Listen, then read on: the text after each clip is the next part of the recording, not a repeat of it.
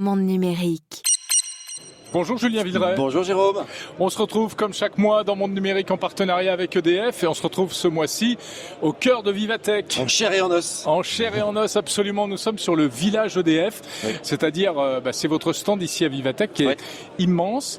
Qu'est-ce que vous montrez ici? On a l'impression que vous êtes quasiment multithématique. Alors on est multithématique, mais on a une thématique chapeau qui est l'impact. D'ailleurs cet espace s'appelle l'Impact Bridge, le pont de l'impact. Pourquoi? Parce qu'en fait on a décidé de sponsoriser un espace où on présente que des solutions à impact, des solutions à impact positives sur l'écologie, positives sur la transition énergétique, positives sur des évolutions sociétales éventuellement, des outils pour la santé, bref, tout ce qui a un impact positif est présenté ici. Donc c'est plus de 50 startups qu'on peut visiter sur des solutions qui peuvent être digitales, des solutions aussi hardware, des solutions parfois très industrielles, parfois très grand public, bref, c'est très divers. Alors il y a même des choses très visuelles. J'aimerais que vous me montriez quelque chose dont on a parlé le mois dernier. Oui. Ça se passe un petit peu plus loin, on va y aller. On peut s'y déplacer. Effectivement, le mois dernier, j'ai eu l'occasion de parler dans Monde Numérique d'une start-up dans laquelle on a investi récemment, qui s'appelle MX3D. Et pour rappeler le principe, MX3D fait de l'impression numérique, l'impression 3D, mais à base de métal, et pas à base de plastique. Et je crois que et j'avais à l'époque dit il faut que vous vous rendiez compte de la taille que ça peut représenter les pièces. Et donc là derrière nous, ou devant nous en l'occurrence, on a une pièce métallique qui a été imprimée en 3D et c'est du vrai métal. C'est du métal. Ça fait le bruit. Waouh. Et ça c'est une petite pièce, puisque cette société a déjà imprimé un pont, par exemple, métallique, qui faisait 13 mètres, donc qui est capable d'imprimer tout type d'objet en métal, et nous on s'en sert dans l'industrie, évidemment ça va beaucoup plus vite d'imprimer que de forger. Et voilà, ce sont pas des pièces qui sont mises bout à bout, qui sont soudées, etc. Absolument c'est vraiment, pas. Ça a été coulé. C'est marrant, il y a un côté bras un robotisé peu... en fait qui passe et qui soude du métal, comme ça des fils de métal, et qui va en plus contrôler en temps réel avec une caméra thermique et des capteurs la qualité de la soudure. Ce qui nous permet par exemple d'utiliser ces pièces dans le monde du nucléaire qui est évidemment très très réglementé. Bien sûr. Alors autre chose, on va repartir de l'autre côté. Alors autre start-up, Julien, c'est Initio. Là on parle d'intelligence artificielle, c'est ça?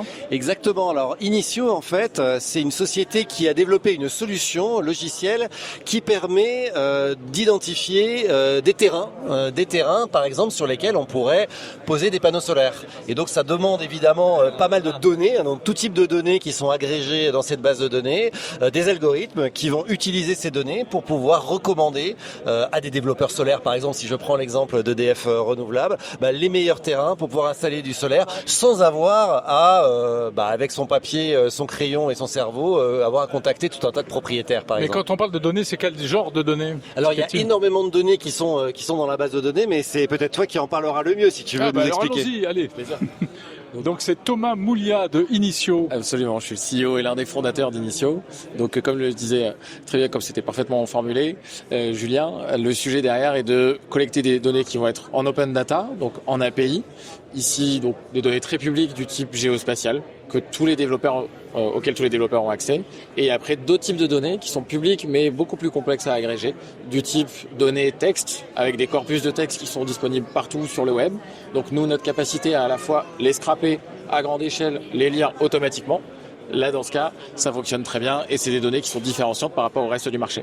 Et c'est ça ce qui nous permet de trouver des sites que personne d'autre ne trouve. Donc on gagne un temps fou, j'imagine, et puis on se dispense aussi d'un travail manuel qui devait être assez difficile. C'est absolument ça. Le travail manuel prend beaucoup de temps et en fait la moindre erreur coûte très cher. C'est-à-dire qu'en fait un projet solaire c'est 4 à 5 ans de développement. S'il y a un critère dès le début que vous n'avez pas réussi à identifier, le projet peut échouer 2, 3, 4 ans après que vous l'ayez lancé. Et donc ça c'est rédhibitoire pour plein d'acteurs. Pardon, je ne sais pas si vous l'avez précisé, parce que les critères c'est quoi? Qu'est-ce qu'il faut pour, par exemple, installer une zone de panneaux solaires? Absolument. Alors nous il y a quasiment une 50aine de critères qu'on regarde dans chacun des pays. Pour être très précis sur la France, si je fais très simple, on regarde la capacité d'un projet à obtenir un permis, à se connecter au réseau. Déjà, il faut qu'il y ait de la place. Il faut qu'il y ait de la place, absolument. Il faut qu'on est sur une commodité sur l'électricité, donc il faut que le prix de production solaire soit compétitif. Il faut que la mairie ou les voisins, les riverains soient d'accord avec le projet. Donc c'est tout ça ce qu'on va regarder depuis le premier jour. Très bien. Initio. Merci beaucoup. Merci à vous. Merci Julien. Et on va repartir pour la visite, une visite express du stand d'EDF à Vivatech. On continue avec quoi, Julien? Eh ben, on peut peut-être aller voir le prototype de la flamme. La fameuse flamme olympique. La fameuse. Qui va revenir apparemment à Paris. Exactement. Donc en fait, il y a eu dans le ciel pendant Paris 2024, pendant les Jeux Olympiques et Paralympiques, une flamme qui était électrique. Vous vous en souvenez? Eh bien, nous avons amené sur le stand le prototype initial de cette flamme. Donc, ce qui ressemble ici à une flamme, je vais faire un truc que j'ai pas le droit de faire, mais je vais le faire quand même. Vous voyez, je passe ma main. En fait, c'est de l'eau. C'est de l'eau brumisée avec de la lumière. Vous êtes des petits tricheurs. Hein. Un peu des petits tricheurs. Et ça, c'est évidemment là pour illustrer le fait qu'aujourd'hui, en électrifiant les processus, en électrifiant tout, y compris une flamme olympique, eh ben on peut la décarboner, on peut la rendre vertueuse d'un point de vue écologique. Parce que quand vous dites c'est de l'eau, c'est-à-dire que c'est de la vapeur d'eau qui donne ce côté un peu fumé. Exactement. Et dessous, on projette une lumière orange. On projette une lumière orange qui danse et qui fait danser finalement ça. Alors évidemment, ça c'est le prototype, donc c'est en miniature, mais la vraie, elle fait 7 mètres de diamètre et elle va revoler dans le ciel parisien à partir du 21 juin tous les soirs dans le jardin des Tuileries. Eh ben voilà, scoop, vous nous l'annoncez. Ça veut dire qu'il faut la recharger régulièrement, non? Faut mettre de l'eau, on remplit comme ma machine à café? Alors non, parce qu'on a déposé un certain nombre de brevets sur cette flamme, et un des brevets, c'est l'alimentation, et en fait, on ne le voit pas, on se rend pas compte quand elle est en l'air, mais il y a un énorme câble qui amène de l'eau sous pression à 60 mètres de haut, ainsi que de l'électricité à l'anneau vasque. Donc en fait, le ballon est relié par un câble, et autour de ce câble est enroulé des réseaux très spécifiques qui vont venir apporter l'alimentation tout en haut. Elle peut rester en l'air plusieurs jours? Elle pourrait rester de façon totalement permanente en l'air. Il se trouve que parce que c'est très très beau quand ça monte, il y a régulièrement le fait de la ramener au sol et puis le soir de la faire monter à la tombée de la nuit. Très bien. Et on va terminer par une innovation qui est plus domestique, qui pourrait nous concerner en tant que particulier. Exactement. Évidemment, ça touche à l'électricité. Oui. C'est cet appareil qui n'est pas, si j'ai bien compris, une table de cuisson. Absolument. Mais une batterie. Exactement. On a appelé ça, pour plaisanter, c'est pas un produit aujourd'hui commercial, mais Kitchen to Grid.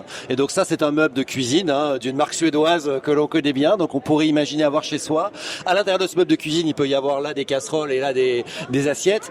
Mais juste là, en fait, c'est une batterie. Et en fait, c'est une batterie de récupération. C'est-à-dire que les batteries utilisées dans nos voitures électriques, les batteries lithium-ion, au bout d'un moment, elles ont une capacité qui s'amoindrit et souvent on veut changer la batterie parce que elle n'a plus la capacité suffisante pour faire fonctionner la voiture de façon satisfaisante. 80%. L'idée c'est 70-80%. Mais ça veut dire qu'il reste encore 70-80% de capacité dans cette batterie. Donc on ne la jette pas. Donc on ne la jette pas. Et donc on la réutilise et l'idée ici c'est de la réutiliser chez soi en domestique, en stationnaire. Donc on l'intègre dans un meuble. Elle est pilotée par un logiciel qui permet évidemment de gérer automatiquement totalement la sécurité de la batterie. C'est ça que j'allais vous demander parce que est-ce qu'il n'y a pas c'est pas un peu dangereux d'avoir des grosses batteries comme ça si demain ça se multiplie dans les habitations? Alors ce n'est pas dangereux à partir du moment où on utilise ce qu'on appelle un BMS, c'est-à-dire un outil de Battery Management System, c'est-à-dire un outil logiciel de gestion de la batterie, parce qu'une batterie peut partir en feu si elle surchauffe. Et donc la gestion de la température de la batterie, c'est absolument essentiel. Et donc ça, c'est évidemment des choses qui sont totalement intégrées dans ce type de batterie, et c'est des technologies qu'on maîtrise très très bien. Et l'avantage, il est multiple. Par exemple, si on a une vocation très écologique, on peut aller charger sa batterie quand l'électricité est bas carbone, c'est-à-dire produite par exemple que par du nucléaire ou que par des renouvelables, et puis utiliser l'électricité de sa batterie, par exemple à 19h où on a un pic de consommation, et il peut y avoir d'autres types de moyens de production qui sont démarrés. Un exemple, on peut aussi se dire que si on a des panneaux solaires sur son toit, ils vont venir en autoconsommation alimenter la maison, et puis l'électricité non utilisée parce qu'on n'est pas chez soi par exemple, elle va venir dans la batterie, et le soir quand on rentre, c'est la batterie qui va prendre le relais de l'alimentation. Ça a énormément d'usages et c'est totalement écologique puisqu'encore une fois c'est une batterie recyclée, donc c'est une deuxième vie de batterie. Et éventuellement réinjecter l'électricité sur le réseau. Exactement. Donc mais dans ce cas-là, je vous vends mon électricité, vous allez me payer. Exactement. Il y a tout un tas de modèles économiques possibles quand on réinjecte de l'électricité dans le réseau. Soit il y a un paiement direct qui est fait pour racheter cette électricité, soit il peut y avoir aussi une réduction sur l'utilisation de l'électricité le reste du temps. Il y a tout un tas de modèles qui aujourd'hui sont en cours de développement. Ça reste à mettre en place. C'est encore le début, mais il y a déjà des expérimentations qui fonctionnent en France. Très bien. Super intéressant. Merci beaucoup.